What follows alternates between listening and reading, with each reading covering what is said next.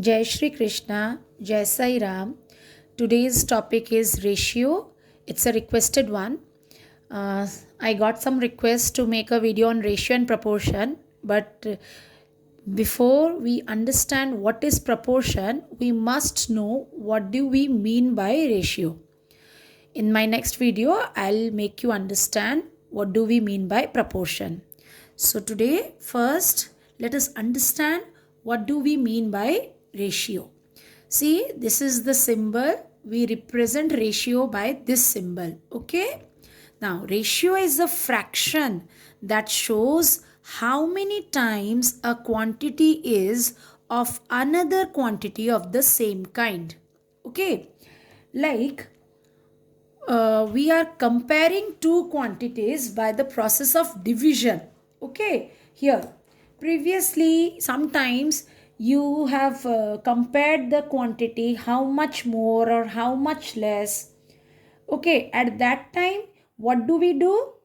We compare it by finding the difference between the quantities. Like Mohan's weight is 67 kg. Ram's weight is 60 kg. How much more is Mohan's weight than Ram's weight? At that time, you used to find the difference 67 minus 60. That is 7 kg. Okay. But here we want to see how many times one quantity is than the other. Okay, means we will find the ratio by the division method. Like, see, thus the ratio of two quantities A and B. Suppose A is one quantity and the second one is B quantity, where B should not be equal to 0. That is A divided by B or A by B, and in the ratio we denote it as A is to B. Listen, when we are finding ratio, I told you here we compare two quantities by the division method. So see, I have here used the symbol, division symbol between the two quantities.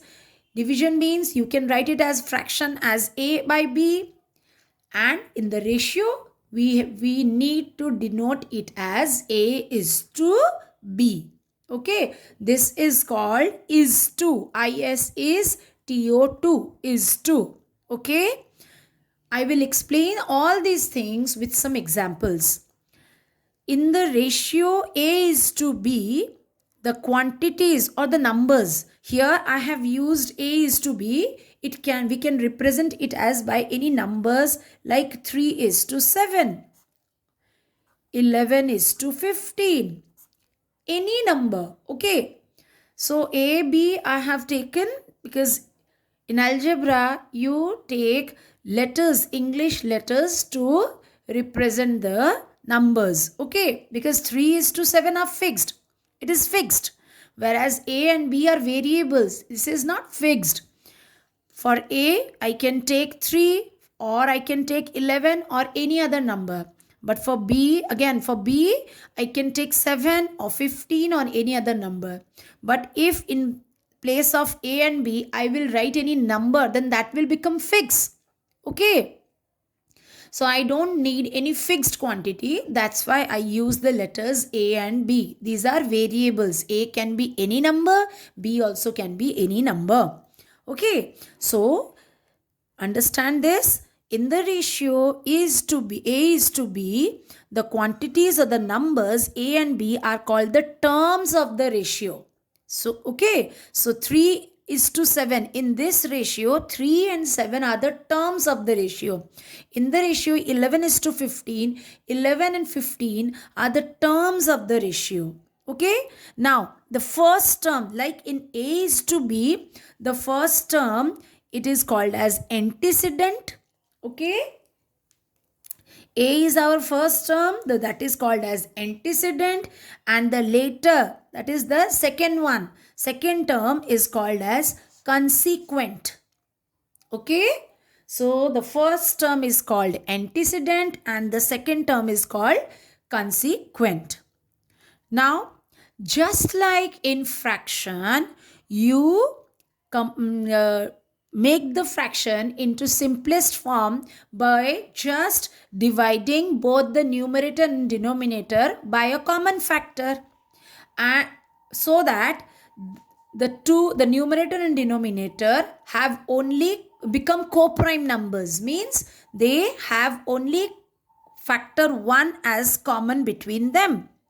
Okay, in the same way, ratio in the simplest form means the antecedent means the first term and the consequent means the second term have no common factor other than 1. They don't have any common factor other than 1. Means they become co-prime numbers. Like for example here, 3:7 are already in the simplest form because 3 and 7 are co-prime numbers. They don't have any common factor other than 1. In the same way, 11:15 are also in the simplest form. They also don't have any other common factor other than 1. Okay. Like for example, if I take another number like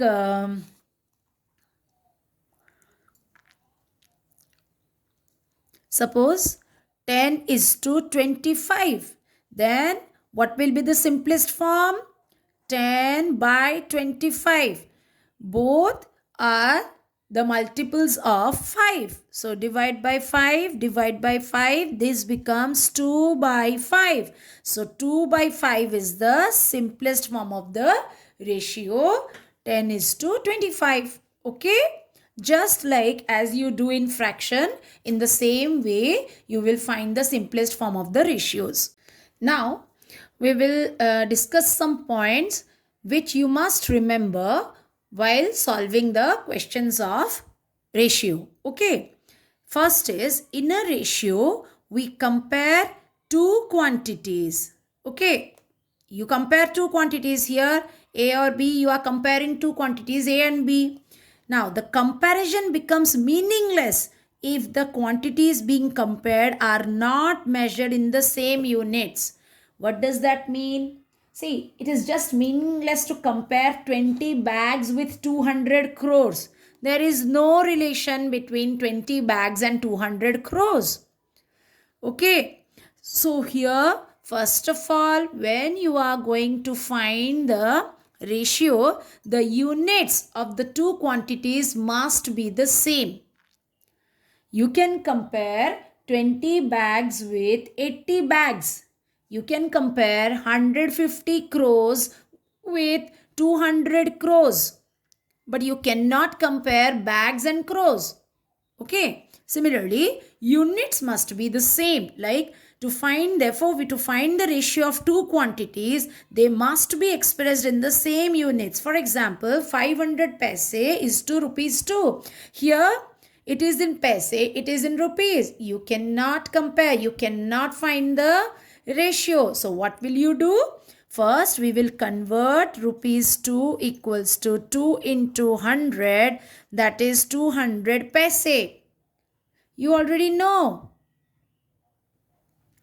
Because 1 rupee, 100 paise. So 2 rupees, 200 paise. Now you will find the ratio. 500 paise is to 200 paise. Now you will solve. Do remember one thing. While solving ratios, you should not continue with the use of the units. Okay?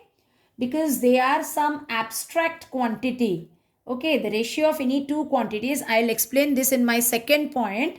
So because the ratio of any two quantities of the same kind is an abstract quantity, so it is independent of the units. Okay, we should not continue with the units. Once we bring both the terms into the same unit, you will omit the use of unit. Now 0 0 cancel, so that becomes 5:2. So the ratio between 500 paise and rupees 2 is 5:2. Okay. Then the second point is the ratio of any two quantities of the same kind is an abstract quantity. In my first point, I told you abstract quantity, which means the ratio has no unit or it is independent of the units used in the quantities compared. Once you are given in the question, for example, 3 kilometer is to 300 meter. Here the units are given in the question, but while solving, once we bring both the quantities into the similar unit, we will no more use the units. Okay. So 3 kilometer, 300 meter. Find the ratio. What will you do? First you will bring both into same units. So 3 kilometer, 1 kilometer is equal to 1000 meter. So we, to convert both the distances into same unit, we will first convert 3 kilometer is equal to 3 into 1000, that is 3000 meter. So now you will write 3000 meter is to 300 meter. Once the units are same, just write the numbers 3000 by 300. So that becomes 30 by 3. 3 tens are 30, 3 ones are 3. That is 10 is to 1. See, I have not used units anymore. Okay. So this is very important.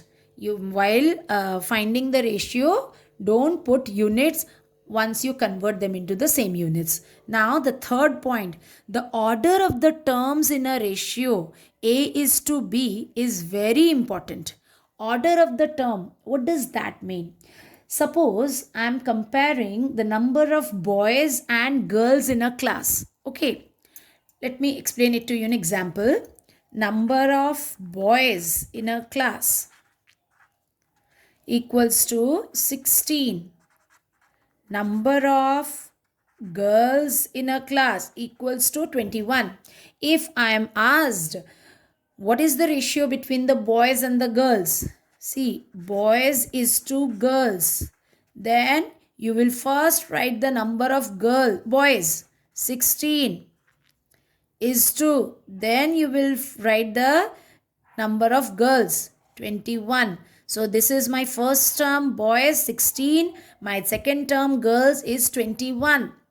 But if I reverse it, girls is to boys. So what will happen now? We will take the number of girls first. So that is 21 and number of boys next to it. Then it is 16. These are not equal. Okay, this is 16 by 21 and this is 21 is to 16. So ratio, in while solving, you must keep these things in your mind. The order of the terms in a ratio A is to B is very important. That means the ratio 4, so for example, the ratio 4 is to 5 is different from the ratio 5 is to 4, just like here. 16 is to 21 is not the same 21 is to 16. Okay. So if at all some question, let me solve an example, then you will understand. For example, Radha earns 1,50,000 rupees in a month. She spends rupees 1 lakh and saves the rest amount. Now, question is asked, find the ratio between A, money earned to money earned and money spent. So what will you do here? Money earned is 1,50,000. Now it's true, money spent is 1 lakh. I told you not to use unit because here both the terms have the same unit, so no need to use the unit anymore. So 1,50,000 is to 1 lakh. That is 1,50,000 by 1 lakh.